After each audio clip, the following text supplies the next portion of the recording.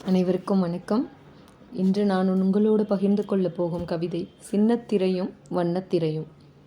அன்று திரைக்கடல் ஓடி திரவியம் தேடினான் தமிழன். இன்றோ திரையிடம் நாடி திரவியம் இழக்கிறான். முன்பெல்லாம் கோள் நட்சத்திரங்களின் பெயர்களை குழந்தைகளுக்கு சூட்டுவர். இப்பொழுதோ திரை ஆழ் நட்சத்திரங்களின் பெயர்களை சூட்டுகிறார்கள்.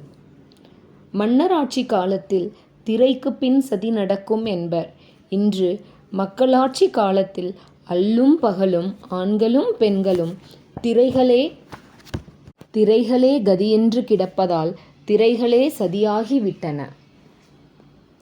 முன்பெல்லாம் அரங்குகளில் மட்டும்தான் திரைகள் இருந்தன.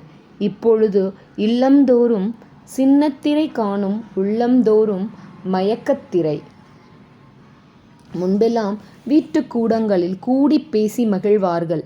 இப்போது நிழல்கள்தான் பேசுகின்றன. நன்றி.